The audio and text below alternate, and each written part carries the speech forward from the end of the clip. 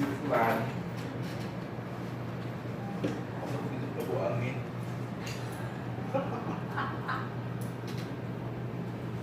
takaan po ito po at sakit ako.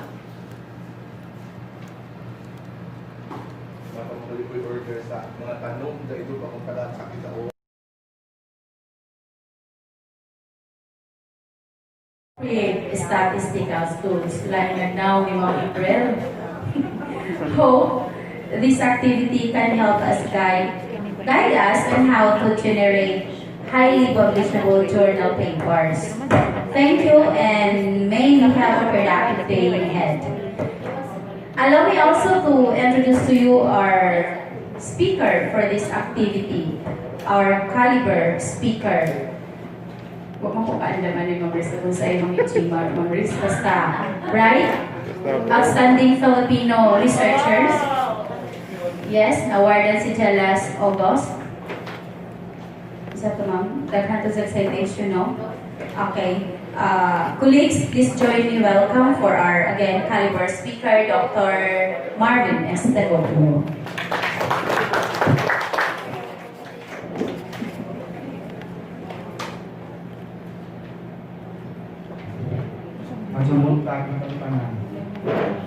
Good morning. And thank you for being close to each other despite the pandemic.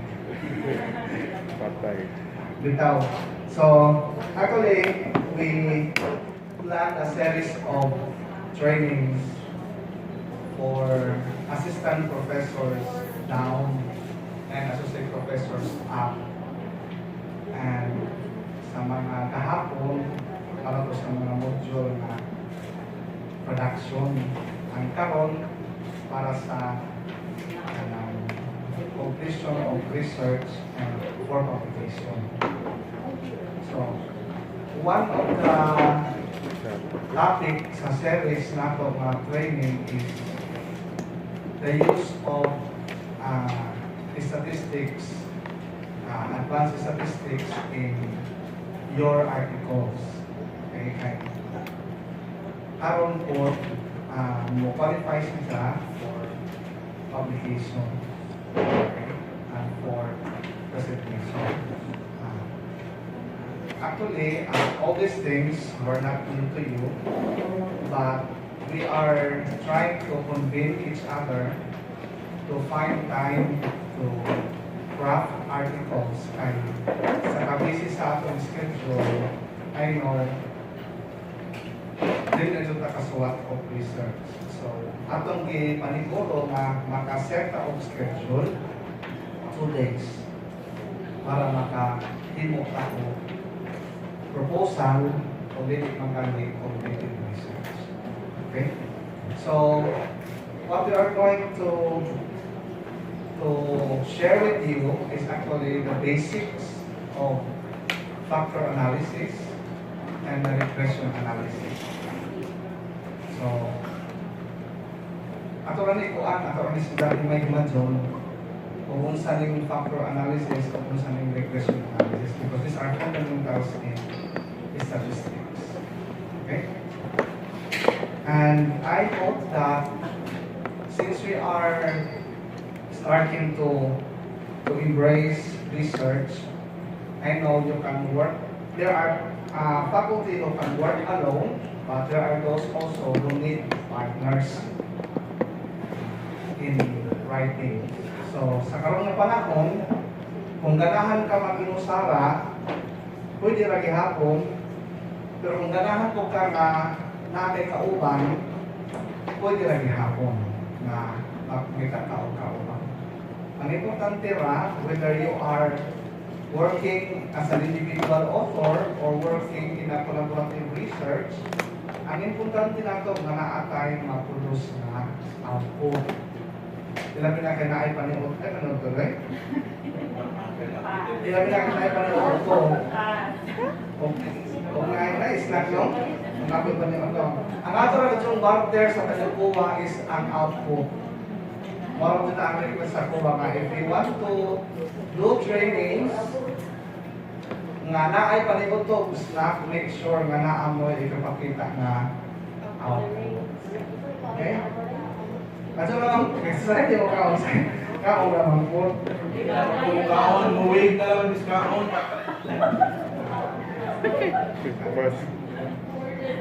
Order lang kami.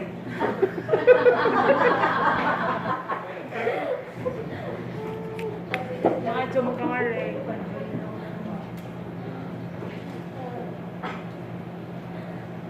Okay. Sige. Anak, naka-decide naman ka mo magpuan. Di mo kaon. Ano, pagkali sa bumabu.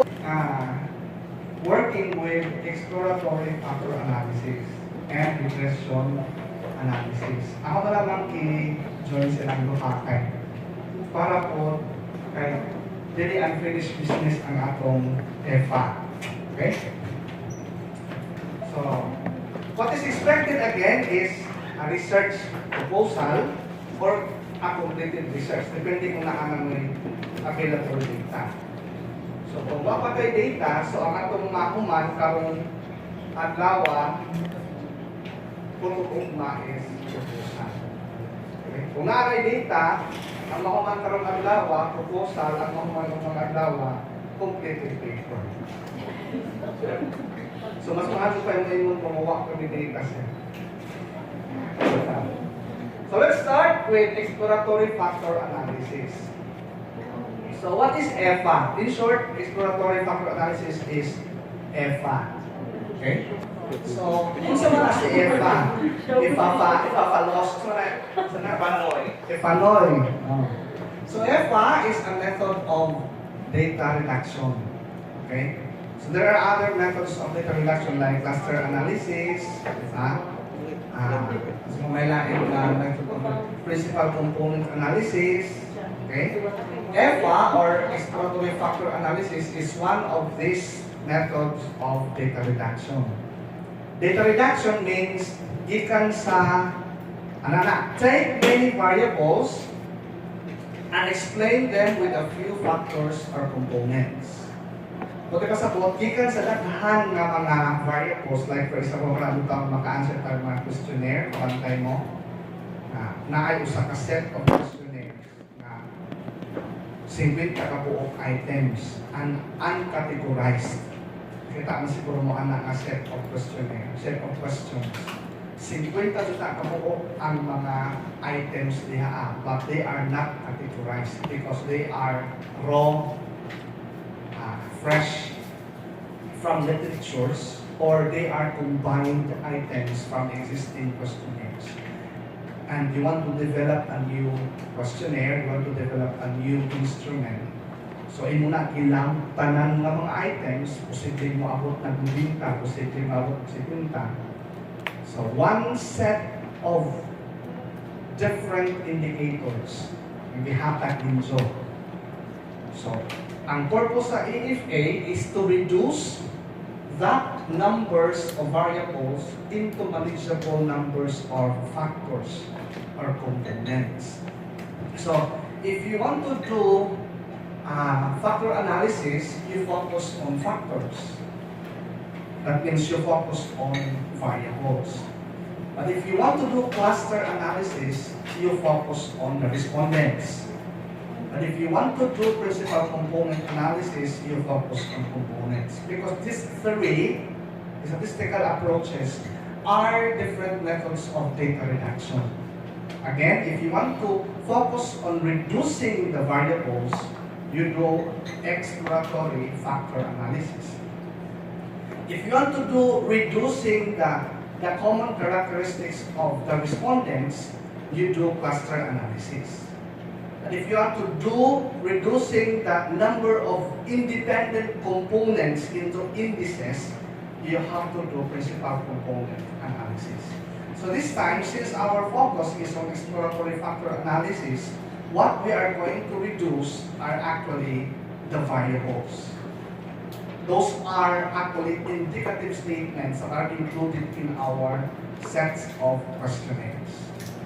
So, these are correlated variables. In EFA, correlated variables are grouped together according to commonalities and similarities. and separated according to how high or low is the degree of variability among variables. Okay, so for example,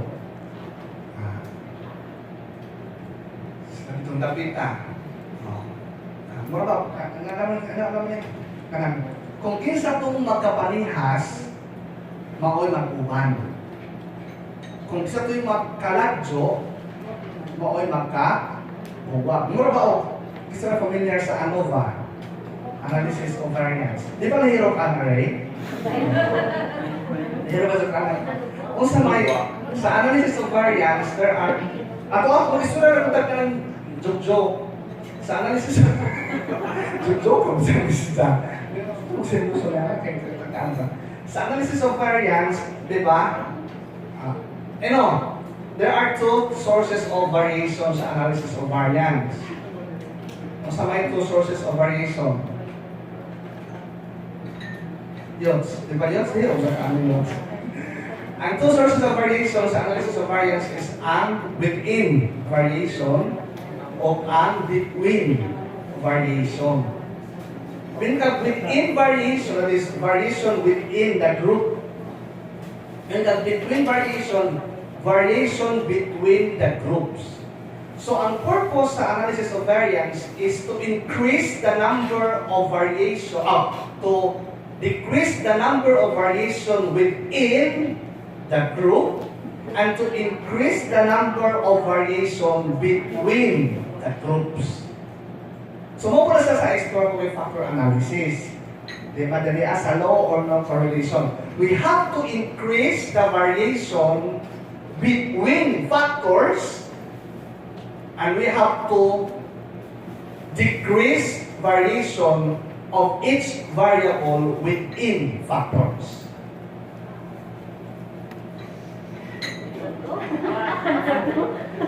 Wala na kita. Sige, kita tanan din we are all variables. Tanan, we are all variables.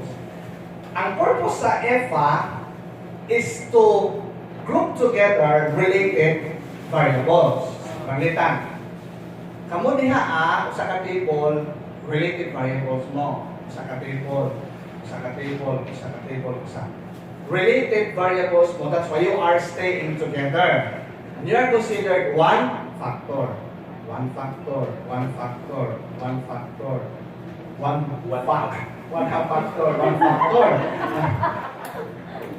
So, ang atong purpose is dapat close ang inyong variation. Means, highly similar mo. That's one objective. The other objective is that between tables, you are highly variable. Okay? Means, lahi sila nagto, why lahi po mo direa. That is to avoid cross-loading. Kana bang dili ko pasabot na, for example, toro direa o patiha. Di pwede nga si Ma'am Belinda, pwede adto dito, pwede po ka rin, hindi pwede. We call it cross-loading. Kanang pwede na, pwede na dito. Ano na lang po sir, ano dili. Dapat una ka niya, anharas o ka niya. Nga naman, because that group is highly variable with this group. Miss, dili dyan po, di ba kayo na dire. Kaya dili ka, ladyo ang inyong distansya. Okay? So, ang measure with the variation between these two groups are the correlation or the covariance.